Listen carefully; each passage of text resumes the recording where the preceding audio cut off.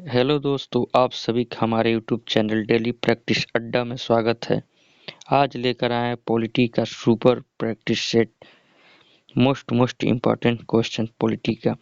चलिए शुरू करते हैं प्रैक्टिस। आज का पहला प्रश्न देखते हैं। निम्नलिखित में से किसको किसी भौगोलिक क्षेत्र को अनुसूचित क्षेत्र घोषित करने का संवैधानिक अधिकार है? ऑप्शन ए राज्यपाल को, ऑप्शन बी मुख्यमंत्री को, ऑप्शन सी प्रधानमंत्री को, ऑप्शन डी राष्ट्रपति को। तो भौगोलिक क्षेत्र को अनुसूचित क्षेत्र घोषित करने का संवैधानिक अधिकार किसको है? राष्ट्रपति को। इसलिए option number D right option. चलते हैं अगले प्रश्न की ओर। वह राष्ट्र का प्रतिनिधित्व करता है परंतु राष्ट्र का नेतृत्व नहीं करता। यह युक्त निम्न में से किस पर लागू होती है? प्रश्न कह रहा है कि राष्ट्र का प्रतिनिधित्व करता है परंतु राष्ट्र का नेतृत्व नहीं करता। तो देखिए ऑप्शन ए लोकसभा का अध्यक्ष, ऑप्शन बी राष्ट्रपति, ऑप्शन सी प्रधानमंत्री, ऑप्शन डी भारत का मुख्य न्यायाधीश। तो राष्ट्र का प्रतिनिधित्व राष्ट्रपति करता और नेतृत्व प्रधानमंत्री, इसलिए राइट ऑप्शन बी। राष्ट्रपति प्रतिनिधित्व करता है परंतु नेतृत्व नहीं करता, इसलिए राइट ऑप्शन बी राष्ट्रपति। चलते हैं अगले प्रश्न की ओर। अध्यक्षात्मक प्रेसिडेंशियल शासन का उदय सर्वप्रथम किस देश में हुआ? ऑप्शन ए यूगोस्लाविया, बी मिस्र, option C Switzerland, option D संयुक्त राज्य अमेरिका। तो प्रेसिडेंशियल शासन कहाँ है? अमेरिका में, इसलिए right option right option D संयुक्त राज्य अमेरिका। चलते हैं अगले प्रश्न की ओर। श्रीमती प्रतिभा पाटिल का भारतीय गणतंत्र के राष्ट्रपति के रूप में क्रम क्या था? प्रतिभा पाटिल थी, उसमें गणतंत्र के रूप में कौन सा क्रम था? ऑप्शन ए 10वां, ऑप्शन बी 11वां, ऑप्शन सी 12वां, ऑप्शन डी 13वां। तो प्रतिभा पाटिल 13वें नंबर की राष्ट्रपति थी, इसलिए राइट ऑप्शन डी 13वां। अगला प्रश्न। संसद के लिए राष्ट्रपति का अभिभाषण कौन तैयार करता है? संसद के लिए जो राष्ट्रपति का अभिभाषण होता है कौन तैयार करता है? ऑप्शन ए स्वयं राष्ट्रपति, ऑप्शन लोकसभा अध्यक्ष, ऑप्शन सी राज्यसभा के सभापति, ऑप्शन डी केंद्रीय मंत्रिमंडल। तो अभिभाषण केंद्रीय मंत्रिमंडल तैयार करता है, इसलिए राइट ऑप्शन डी केंद्रीय मंत्रिमंडल। अगला प्रश्न देखते हैं। संविधान के किस अनुच्छेद के अंतर्गत राष्ट्रपति संघीय मंत्रिपरिषद की सलाह, यहाँ सलाह लिखा हुआ है, थोड़ी सी कट चुकी है, मानने के लिए बाध्य है? यानी संघीय मंत्रिपरिषद के लिए सलाह मानने के लिए कौन बाध्य है, किस अनुच्छेद के तहत? ऑप्शन देखते हैं। ऑप्शन ए अनुच्छेद 74, ऑप्शन बी अनुच्छेद 85, ऑप्शन सी अनुच्छेद 86, ऑप्शन डी अनुच्छेद 101। इसमें कह रहा है कि राष्ट्रपति संघीय मंत्रिपरिषद की सलाह मानने के लिए बाध्य है आर्टिकल नंबर 74 के तहत, इसलिए राइट ऑप्शन ए 74। चलते हैं अगले प्रश्न की ओर। अध्यादेश जारी करने का अधिकार राष्ट्रपति का कौन सा अधिकार है? जो राष्ट्रपति अध्यादेश जारी करते हैं उनका कौन सा अधिकार है? ऑप्शन ए विधायी, बी प्रशासनिक, सी न्यायिक और डी वैयक्तिक। तो राष्ट्रपति को अध्यादेश जारी करने का अधिकार क्या है? विधायी अधिकार, इसलिए राइट ऑप्शन ए। देखते हैं अगला प्रश्न। भारत के राष्ट्रपति के पास कौन कौन सी वीटो शक्तियां हैं? हमारे राष्ट्रपति के पास कौन कौन सी वीटो शक्तियां हैं, देखते हैं। पहला पूर्ण veto, B pocket veto, option C निलंबित वीटो और ऑप्शन डी उपर्युक्त।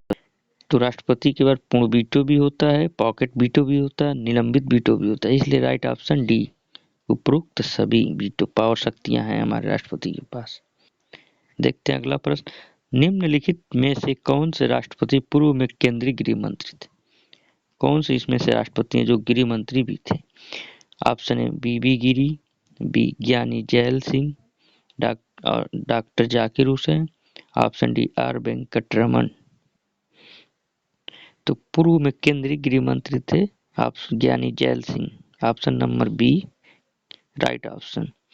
ज्ञानी जैल सिंह का जो शासन था, ज्ञानी जैल सिंह राष्ट्रपति रहे थे 82 से 87 तक। चलते हैं अगले प्रश्न की ओर। निम्न में से कौन सा संवैधानिक विशेषाधिकार राष्ट्रपति का नहीं है? यानी जो भी इसमें विशेषाधिकार दिया गया कौन सा राष्ट्रपति का नहीं है? ऑप्शन ए साधारण बिल को पुनर्विचार हेतु लौटाना। ऑप्शन बी वित्तीय बिल को पुनर्विचार हेतु लौटाना। ऑप्शन सी लोकसभा को भंग करना। ऑप्शन डी प्रधानमंत्री की नियुक्त करना। तो राष्ट्रपति का कार्य क्या नहीं, कौन सा नहीं है? वित्तीय बिल को पुनर्विचार हेतु लौटाना, ये नहीं है। राष्ट्रपति एक बार जो आदेश हो जाता है, वित्तीय बिल को पुनर्विचार नहीं लौटा सकते हैं, क्योंकि वित्तीय बिल को लाने से पूर्व राष्ट्रपति का सलाह लेना जरूरी होता है, इसलिए बाद में वो पुनर्विचार हेतु नहीं लौटा सकते। इसलिए राइट ऑप्शन बी। अन्य सभी कार्य राष्ट्रपति साधारण बिल को पुनर्विचार हेतु लौटा सकते हैं, लोकसभा को भंग कर सकते हैं करना, प्रधानमंत्री की नियुक्ति करना, ये सब उनका विशेष अधिकार है, मगर पुनर्विचार हेतु वित्तीय बिल को नहीं लौटा सकते। देखते हैं अगला प्रश्न। केंद्र और राज्यों के बीच होने वाले विवादों का निर्णय करने की भारत के उच्चतम न्यायालय की शक्ति किसके अंतर्गत आती है?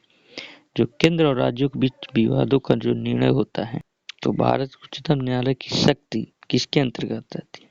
तो देखते हैं कौन किसके अंतर्गत आती है। ऑप्शन ए परामर्शी अधिकारिता के अंतर्गत, बी अपीली अधिकारिता के अंतर्गत, सी मूल अधिकारिता के अंतर्गत और डी रिक्त अधिकारिता के अंतर्गत। तो यह जो विवाद हो वो मूल अधिकारिता के अंतर्गत आती है, इसलिए option number C right option. देखते हैं अगला प्रश्न। भारत के संविधान में अंतर्राष्ट्रीय शांति और सुरक्षा की अभिवृद्धि का कहाँ उल्लेख है? इसमें कह रहा है जो अंतर्राष्ट्रीय शांति और सुरक्षा की जो अभिवृद्धि का जो उल्लेख है वो संविधान में कहाँ है? संविधान के उद्देशिका में, ऑप्शन ए, ऑप्शन बी राज्य के नीति निर्देशक तत्वों में, ऑप्शन सी मूल कर्तव्यों में और ऑप्शन डी 9वीं अनुसूची में। तो अंतर्राष्ट्रीय शांति और सुरक्षा की अभिवृद्धि राज्य के नीति निर्देशक तत्वों में, इसलिए राइट ऑप्शन बी। अगला प्रश्न देखते हैं। भारत के उच्चतम न्यायालय में न्यायाधीशों की संख्या में वृद्धि करने की शक्ति किसमें निहित है? ऑप्शन ए भारत का राष्ट्रपति, ऑप्शन बी संसद, ऑप्शन सी भारत का मुख्य न्यायमूर्ति, ऑप्शन डी विधि आयोग। तो उच्चतम न्यायालय में न्यायाधीशों की संख्या में वृद्धि करने का शक्ति किसमें है? संसद में, option number B right option. अगला प्रश्न देखते हैं। भारत के संविधान की निम्नलिखित में से कौन सी एक अनुसूची में दल बदल विरोध विषयक उपबंध? तो भारत के जो संविधान में अनुसूचियां हैं, 12 अनुसूचियां, उसमें से किस अनुसूची में कहा गया कि दल विरोध विषयक उपबंध है? ऑप्शन ए दूसरी अनुसूची, ऑप्शन बी 5वीं अनुसूची, ऑप्शन सी 8वीं अनुसूची और ऑप्शन डी 10वीं अनुसूची। तो दल बदल विरोध विषय किसमें है? 10वीं अनुसूची में, इसलिए ऑप्शन डी राइट ऑप्शन। अगले प्रश्न की ओर चलते हैं। रेड क्लिफ समिति किसके लिए नियुक्त की गई थी? ऑप्शन ए भारत में अल्पसंख्यकों की समस्याओं को सुलझाने के लिए, ऑप्शन बी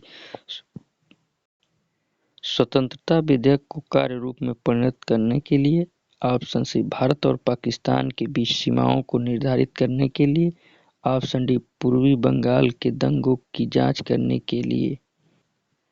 तो रेड क्लिफ समिति किसके लिए नियुक्त की गई थी? भारत और पाकिस्तान के बीच सीमाओं को निर्धारित करने के लिए, ऑप्शन सी राइट ऑप्शन। अगला प्रश्न। भारत के संविधान की किस अनुसूची में विभिन्न राज्यों में अनुसूचित क्षेत्रों के प्रशासन और नियंत्रण के लिए विशेष उपबंध हैं? विभिन्न राज्यों में अनुसूचित क्षेत्रों के प्रशासन और नियंत्रण के लिए 5वीं अनुसूची में उपबंध किया गया, इसलिए राइट ऑप्शन बी। अगला प्रश्न। भारत में राष्ट्रीय जल संसाधन परिषद का अध्यक्ष कौन है? ऑप्शन ए प्रधानमंत्री, ऑप्शन बी जल संसाधन मंत्री, ऑप्शन सी पर्यावरण एवं वन मंत्री, ऑप्शन डी विज्ञान एवं प्रौद्योगिकी मंत्री। तो राष्ट्रीय जल संसाधन परिषद का अध्यक्ष कौन होते हैं? प्रधानमंत्री, ऑप्शन ए राइट ऑप्शन। अगला प्रश्न। परमाणुविक ऊर्जा विभाग निम्नलिखित में से किसके प्रशासन के अधीन है? जो परमाणु ऊर्जा विभाग है किसके प्रशासन के अधीन है? ऑप्शन ए प्रधानमंत्री कार्यालय, ऑप्शन बी मंत्रिमंडल सचिवालय, ऑप्शन सी विद्युत मंत्रालय, ऑप्शन डी विज्ञान एवं प्रौद्योगिकी मंत्रालय। परमाणुविक ऊर्जा विभाग किसके अंतर्गत है? प्रधानमंत्री कार्यालय के अधीन, इसलिए राइट ऑप्शन ए। अगला प्रश्न देखते हैं, निम्नलिखित में से भारत में पहला नगर निगम कहाँ स्थापित हुआ था? Option A Calcutta, option B Madras, option C Bombay और ऑप्शन डी दिल्ली। तो भारत में पहला नगर निगम कहाँ? Madras, option number B right option. देखते हैं अगला प्रश्न, यदि पंचायत भंग होती है तो किस अवधि के अंदर निर्वाचन होंगे? जब पंचायत भंग हो जाती है तो कब निर्वाचन कराना अनिवार्य, किस अवधि के अंदर निर्वाचन होंगे? ऑप्शन ए 1 माह, ऑप्शन बी 3 माह, ऑप्शन सी 6 माह, ऑप्शन डी 1 ईयर यानी 1 वर्ष। तो ऑप्शन नंबर सी 6 माह, यदि पंचायत भंग होती है 6 माह के अंदर निर्वाचन होंगे, option number C right option. अगला प्रश्न देखते हैं, यदि भारत संघ के एक नए राज्य का सृजन करना हो तो संविधान की निम्नलिखित अनुसूचियों में से किस एक को अवश्य संशोधित किया जाना चाहिए? यानी एक नए राज्य का सृजन करना हो तो संविधान की कौन सी अनुसूचियां हैं कि संशोधन किया जाना चाहिए? ऑप्शन ए पहली अनुसूची, ऑप्शन बी दूसरी, ऑप्शन सी तीसरी अनुसूची, ऑप्शन डी 5वीं अनुसूची। तो नए राज्य के सृजन के लिए पहली अनुसूची में संशोधन करना अनिवार्य है, इसलिए राइट ऑप्शन ए। चलते हैं अगले प्रश्न की ओर, निम्नलिखित संविधान संशोधन में से कौन सा एक बताता है कि मंत्रिमंडल में कुल मंत्रियों की संख्या प्रधानमंत्री को सम्मिलित करते हुए लोकसभा के सदस्यों की कुल संख्या के 15% से अधिक नहीं होगी? इसमें यह कह रहा है कौन सा संशोधन द्वारा ये कहा गया कि जो हमारा कुल मंत्रियों की संख्या होगी प्रधानमंत्री सहित 15% से अधिक नहीं होगी, लोकसभा के सदस्यों की 15%। तो देखते हैं ऑप्शन, ऑप्शन ए 90वां संशोधन, ऑप्शन बी 91वां, ऑप्शन सी 92वां, ऑप्शन डी 93वां संशोधन। तो राइट ऑप्शन बी 91वां संविधान संशोधन 2003, राइट ऑप्शन बी। कहा गया कि इसमें यह कहा गया कि जो कुल मंत्रियों की संख्या होगी प्रधानमंत्री सहित लोकसभा के सदस्यों की कुल संख्या के 15% से अधिक नहीं होगी। अगला प्रश्न, लोकसभा में अनुसूचित जनजातियों के लिए जिस राज्य में सर्वाधिक आरक्षित सीटें हैं वह कौन सा राज्य है? Option A Bihar, option B Gujarat, option C Uttar Pradesh, option D Madhya Pradesh. तो लोकसभा में अनुसूचित जनजातियों के लिए जिस राज्य में सर्वाधिक सीटें वह राज्य कौन सा है? मध्य प्रदेश, इसलिए राइट ऑप्शन डी।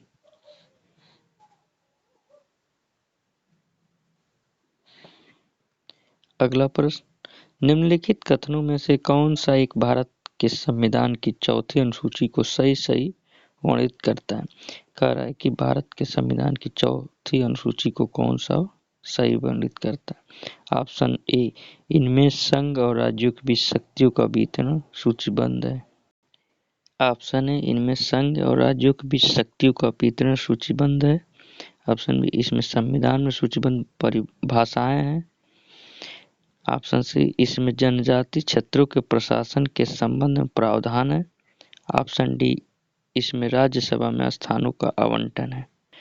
तो संविधान की जो अनुसूचियां हैं, चौथी अनुसूची यह कहती है कि राज्यसभा में सीटों का आवंटन, option number D right option. अगला प्रश्न देखते हैं, संविधान के किस अनुच्छेद में यह व्यवस्था की गई है कि प्रत्येक राज्य शिक्षा के प्राथमिक स्तर पर मातृभाषा में शिक्षा की पर्याप्त सुविधाओं की व्यवस्था करने का प्रयास करेगा? जो राज्य है शिक्षा की जो प्राथमिक स्तर है मातृभाषा में शिक्षा की पर्याप्त सुविधाओं की व्यवस्था करे, किस अनुच्छेद में वर्णित है? ऑप्शन ए अनुच्छेद 349, ऑप्शन बी अनुच्छेद 350, ऑप्शन सी अनुच्छेद 350 का क, ऑप्शन डी अनुच्छेद 351। तो प्राथमिक शिक्षा पर मातृभाषा में शिक्षा का वर्णन है किसमें? अनुच्छेद 350 को, option number C right option. अनुच्छेद 351 में कहा गया है हिंदी भाषा के विकास के लिए निर्देश दिए गए, इसलिए 351 हिंदी भाषा और 350 को में प्राथमिक स्तर पर मातृभाषा में शिक्षा की पर्याप्त सुविधाओं की व्यवस्था करने का उपबंध किया गया है। इसे राइट ऑप्शन सी 350 को। देखते हैं अगला प्रश्न, राज्य नीति के निर्देशक सिद्धांतों के निम्नलिखित अनुच्छेद में से कौन सा अंतर्राष्ट्रीय शांति और सुरक्षा के संवर्धन से संबंधित है? अंतर्राष्ट्रीय शांति और सुरक्षा के संवर्धन कौन सा अनुच्छेद उपबंध किया गया है? ऑप्शन ए 51, ऑप्शन बी 48 का क, ऑप्शन सी 43 को और ऑप्शन डी 41। तो अंतर्राष्ट्रीय शांति और सुरक्षा का जो इसमें वर्णन है राज्य के नीति निर्देशक तत्व में दिया गया है और अनुच्छेद 51 में, इसलिए राइट ऑप्शन ई।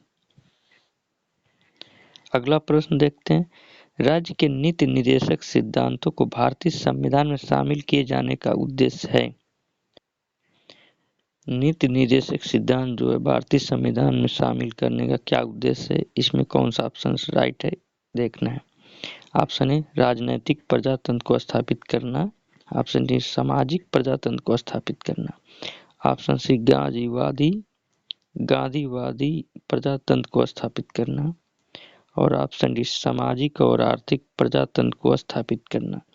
तो राज्य के नीति निर्देशक सिद्धांत में यह वर्णन है कि सामाजिक और आर्थिक प्रजातंत्र को स्थापित करने के उद्देश्य से ही नीति निर्देशक सिद्धांतों को भारतीय संविधान में शामिल किए जाने के लिए है, इसलिए right option D.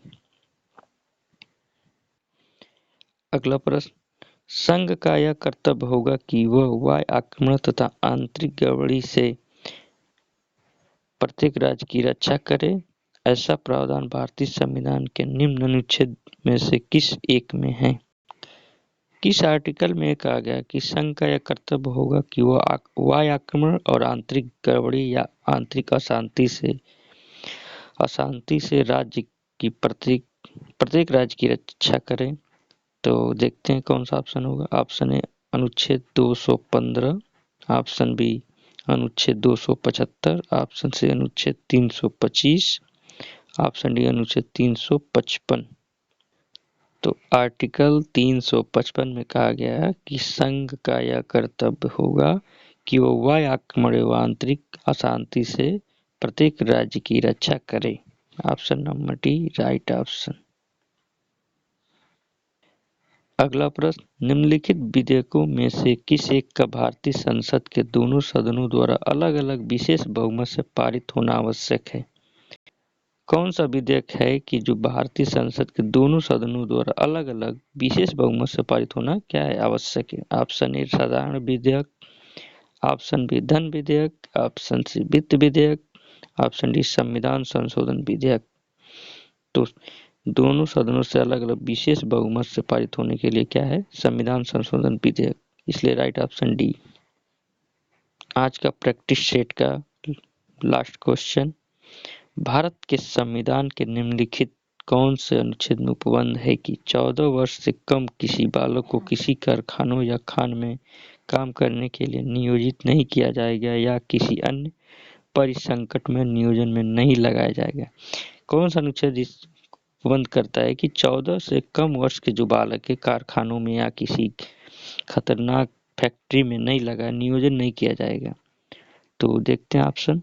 Option A अनुच्छेद 24, ऑप्शन बी अनुच्छेद 45, ऑप्शन सी अनुच्छेद 330 और ऑप्शन डी अनुच्छेद 368।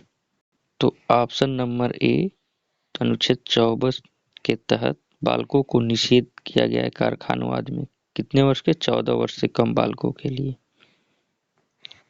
यह वीडियो आप लोगों को यूजफुल और अच्छा लगे तो इस चैनल को सब्सक्राइब जरूर कर लीजिए और नोटिफिकेशन आइकन जरूर दबा लें क्योंकि अगला वीडियो आप लोग को जल्द से प्राप्त हो सके। आप सभी का हमारे YouTube चैनल में एक बार और स्वागत है और नमस्कार, दीजिए इजाज़त। आप सभी का बहुत बहुत धन्यवाद।